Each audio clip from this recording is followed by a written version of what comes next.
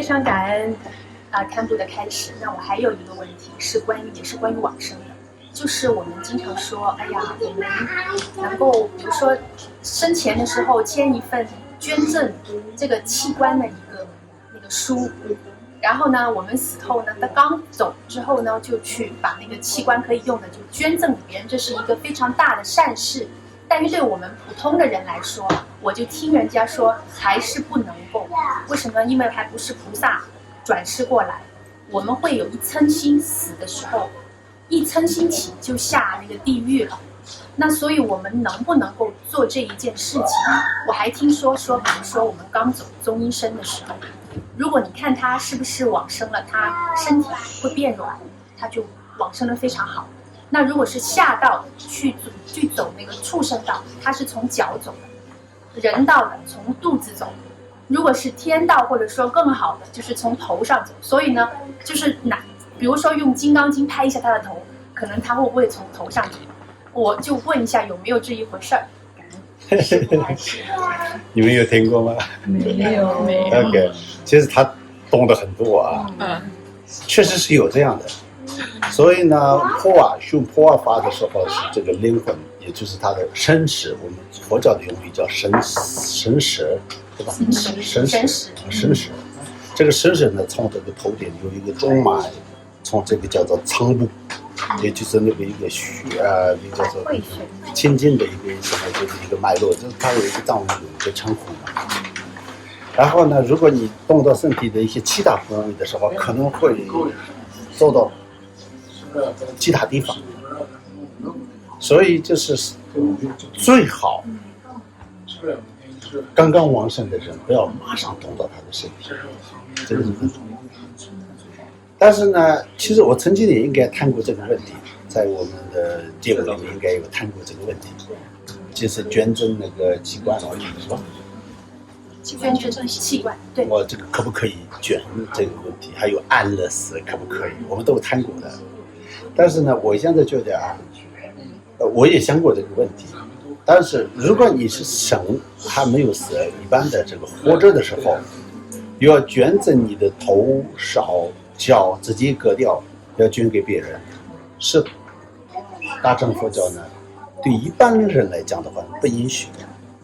为什么呢？你不到菩萨的境界的时候，你这样做可能会后悔，最后反而呢毁掉自己的修行。所以呢，修行的这个你自己真正能做的，必须要按照你自己修行的境界。所以就是普通人呢，不能做这种极端的这种布施方式，而且你一般的这个可以的一个财布施啊、法布施啊，什么都可以的嘛，但是不能用。但是他死了，然后他就是签一个协议的一个，然后就是捐给这个孽障啊，一些东西，本身我是觉得是真的是可以的。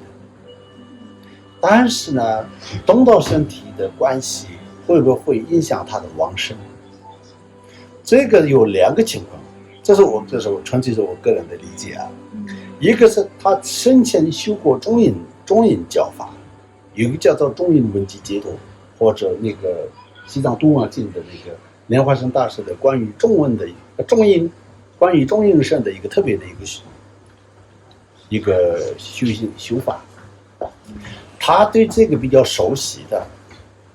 他会有一个叫做发心中阴的一个阶段，就是中阴会有一个不同阶段，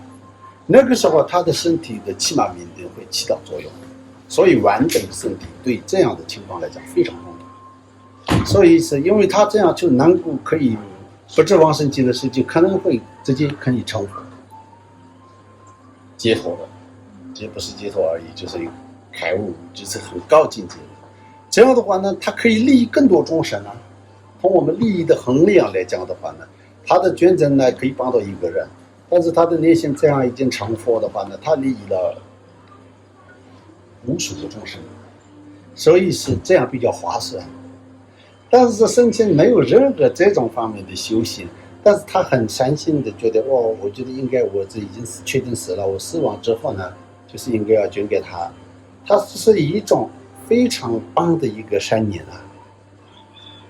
也是有很大的功德的。这个也许因为有时候这个死亡之后的去向主要是你的念头，你那个最后那个刹那的那种无私的或者一种帮利益众生的这种念头，其实是力量很强的。你自私的说不要碰我的身体，等会儿我可能会要去一个地方，这种呢，其实你想去也不一定能去，你就是有点放弃这个。是以前有一个故事啊，佛经里面有一个母亲和有一个女儿，他们过河的时候不小心掉到那个水里面。妈妈当然他们也不是菩萨的想法，但是呢，至少妈妈觉得，孩子没有事的话我没有关系，一直对孩子能不能就是不要沉下去那个水里面，不要沉下去。然后呢，孩子觉得妈妈如果没有事我没有关系，结果2个人都死掉了。可是那个时候有一个有神通的一个修行人，他看到这个情况，他看到第2个刹那，虽然是水里面死的是非常残忍啊，然后就是很痛苦的，他们也不可能有机会不动身体啊。但是呢，他看到他们2个都往生了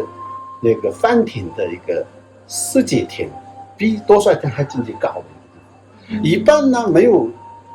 四禅八定的这个禅定就去不了。但他因为他这个念的发现太强了，他已经颠覆了普通的这个因果的逻辑，知道吗？这个呢，入行论里面有特别提到这个部分。所以呢，有时候我是觉得在医院里面真的非常需要的一个人，你知道那个你最后的那个就是能够利益到的话，我是觉得是应该是没问题。这是我的理解。但是中医问题解读里面有没有这种说法？当然有。如果你能不能应用这个教法去这个往生你更好，那就是你也可以选择这样，因为你这样就可以利益更多众生了。一般普通来讲的话呢，我觉得死亡之后的这个捐赠，那个叫器官是一个很好的一个生命的最后的一个贡献的方式。你还说到这个金刚经敲一下头有没有用是吧？对，如果你说这完全是从那个七满明定的应用来说，如果这个身体的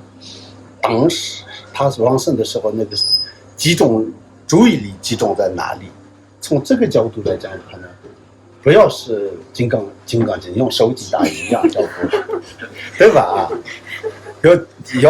用功德利益的这种一个间接头和什么触接头的一个说法。从这个来说的话呢，也当然是金刚经冲到头是很好的一个方法或者我们也会鼓励快死亡的时候，我们藏人呢有时候一生带在嘎物的那个里面，小小的一个里面有一些舍利子这样他快不行的时候就是让他喝掉，